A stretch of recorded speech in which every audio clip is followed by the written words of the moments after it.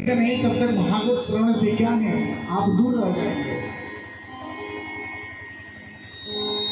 अब वो देखिए वही लड़की कितने श्रद्धा भाव से भगवान के ध्यान बंधन किए, लकड़हारा रास्ते में जाता है।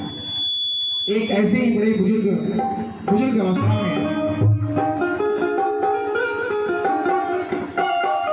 अवस्था में ऐसे ही एक व्यक्ति जो बहुत कमजोर चलने की अवस्था में आ रहे हैं, लकड़हारा जब देखे बोले क्या अरे भाई आप इतने बुजुर्ग हो गए हैं, आप कहाँ जा रहे हैं।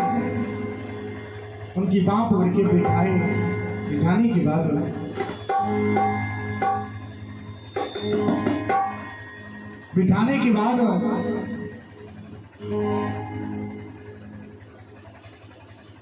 अब उनकी दस्तान सुने, बोली क्या हम भी बहुत दुखी हैं। लकड़हारा बोला कि मैं तो बहुत दुखी हूँ, हे विप्र, हे ब्राह्मण देवता, आप क्या करें, आशीष दें, अपना आशीर्वाद बनाएं कि हमारा जो जीवन हो कल्याण हो, जो भी संकट जो भी बंधन है वो दूर हो। हमारे पास एक पुत्री है, धन नहीं है, खाने की रोटी नहीं है, खाने के लिए अन्न नहीं है, क्या करें।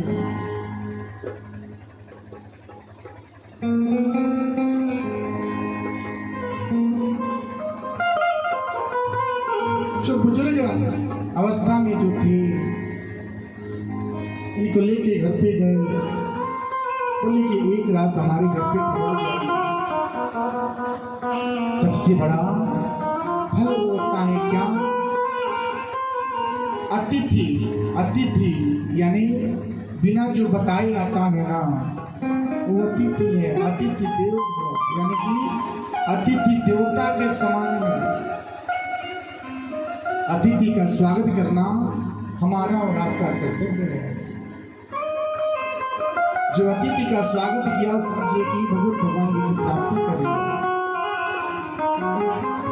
घर पे लेके आए, जो भी उनको रुखा सूखा लगा वो बनाई, कुछ था नहीं। कुछ दिन पहले थोड़ी सी उनको थोड़ा सा एक चावल मिला था, वो पुत्री छुपा करके कहीं रखी थी। बोली क्या कोई समय आएगा तो उसे हम क्या करेंगे, बनाएंगे। वो पुत्री वो अन्य जो था छुपा के रखी थी, उस दिन वही चावल को उन्होंने पकाया। वो लड़की पका करके लेकर आई। जब दोनों अपने पिता को और उस ब्राह्मण देवता को बिठा करके जब पुरुष करके जब खाना रख रही है, भोजन उनके सामने रखी, पिता तो ऐसे चकित हुए, अरे भाई मैं तो कुछ लाया ही नहीं, इतने दिनों से कुछ खाया ही नहीं, ये अन्न कहाँ से आया। थोड़ा सा चकित रह गए। मैंने बोला कि जिस घर में पुत्री का कदर होता है वो लक्ष्मी स्वरूप होती है। भैया मैंने बताया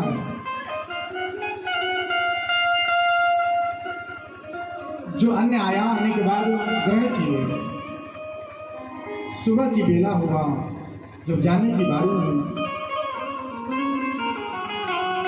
विप्र ने चरण में गिर करके पुत्री आशीष मांगी, रोने लगी। आप तो जा रहे हैं, जो अतिथि का स्वागत करता है, जो अतिथि का सम्मान करता है, जो अतिथि का प्रवाह रखता है, ध्यान रखता है, उनका ध्यान नारायण करते हैं। सिर्फ चरण में गिर करके अपनी आंख के आंसू जो टपका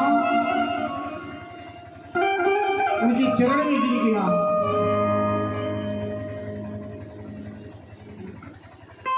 पुत्री को विप्र ने उठाए और बोले क्या पुत्री,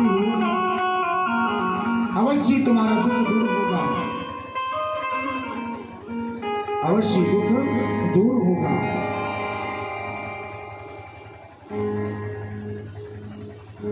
इन्होंने ऐसा वरदान दिया।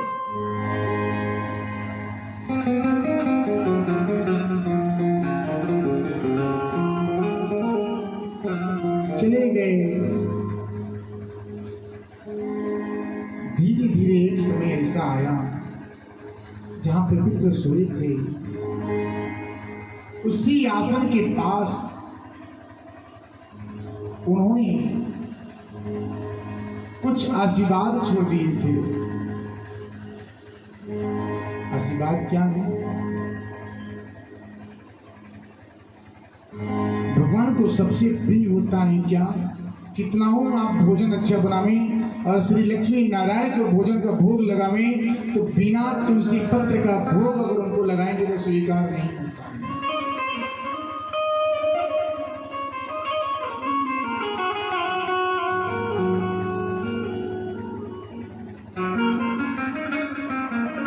उसी आसन के पास उन्होंने एक चिन्ह रखे, एक स्वर्ण यानी कि एक मुद्रा वो छोड़ के चले गए थे। घर साफ करने लगी, देखी क्या मुद्रा विप्र का है।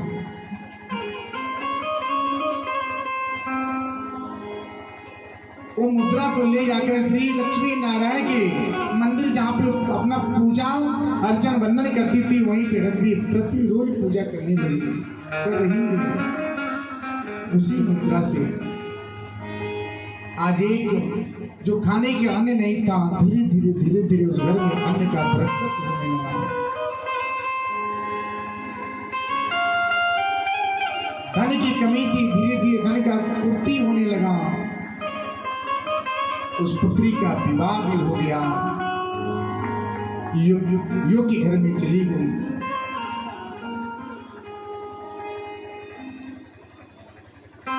जाने के बाद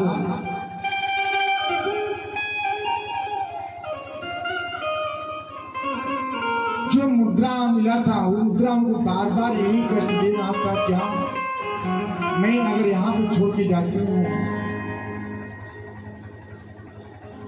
इनकी सेवा कौन करेगा? मैं भी पिता हूँ। ब्राह्मण गौ की सेवा कभी खाली नहीं जाता है। गौ की सेवा करेंगे फलदायक होता है, पितृ की सेवा करेंगे अति फलदायक होता है। क्योंकि भगवान ने गौ और ब्राह्मण की सेवा करके जो त्रेता युग में जो उन्होंने ब्रह्म हत्या का दोष था उन्होंने प्रायश्चित किया। सुदामा जी को देखिए, सुदामा जी का उन्होंने सेवा की, विप्र अवस्था में सेवा की, गौ की सेवा की। गौ और ब्राह्मण की सेवा जो है सर्वोपरि होता है, इनकी सेवा कभी खाली नहीं जाती।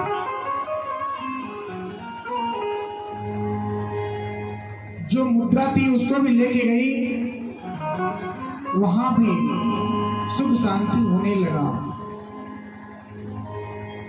समय बदला, उनके ही पति ने, उनके ही व्यक्ति ने बोले क्या अहंकार की भावना, इधर खाने को नहीं है उधर सब कुछ बना गया फिर भी अहंकार है।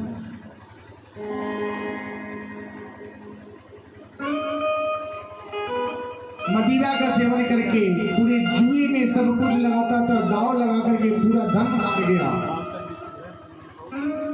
ये छुपा करके मुद्रा वो रखी है, लेकिन कहे तो कहे क्या, मन ही मन उनको मानती है, पूजा करती है, वंदन करती है, उनको भोग लगाए बिना होने का सेवन नहीं करती। सब कुछ अभी जुए में हार गए, खत्म हो गए, कुछ बचा नहीं। जो राजपाट था सब शान और शोहरत खत्म हो गए। करे तो करे क्या, दशा खराब होने लगा। बोले क्या यही आई तो ऐसा हुआ। तो सारा प्रेम सारी कष्ट जो है इन्हीं पे डाल गई।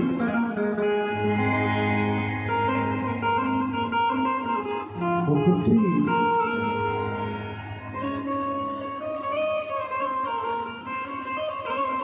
वही मुद्रा को मन से अब जहां पे सजा करके रखी थी, छुपा करके मुद्रा सामने जहां पे रखती वहीं पे रख करके भगवान का कुंदन अर्चन करने लगी। तुलसी पत्र का भोग लगने लगा। धीरे धीरे जो उनके पति देव जो थे, जो गलत लत जो अपनाए थे, वो धीरे धीरे धीरे धीरे उनका लत जो है दूर होता चला गया। यानी जो भोग लगता था, जल का भोग लगे, फल का भोग लगे, अन्न का भोग लगे, वो लगा करके वन्य पूरे परिवार को उसको देती थी, पूरे परिवार को ग्रहण कराती थी।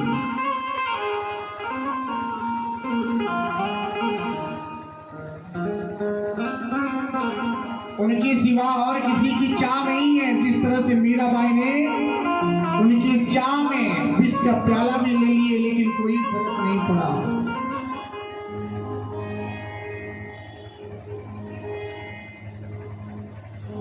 उनके पति उनको बहुत ही क्या करते थे, काटते थे, काटते थे,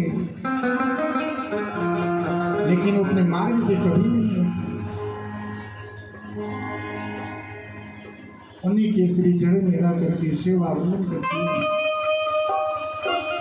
यहां तक आ गया, उनके पति उनको निकाल दिए। उस पुत्री को बोले, क्या तुम जाओ यहां से? बेचारी के एक तो घर नहीं बसा, अगर घर बसा तो ऐसे हालत हो गया।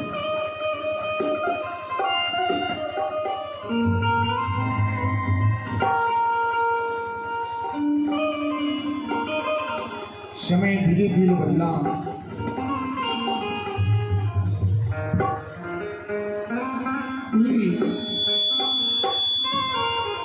पुत्री जो है अपने पिता के घर पे आती है, उसी जगह पे वही प्रतिमा रख करके भगवान को ध्यान लगाई।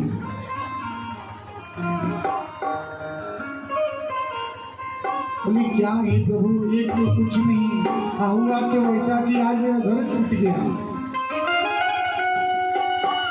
हम आप ही के सहारे हैं, बस मैंने आप ही को जाना है, आप ही को माना।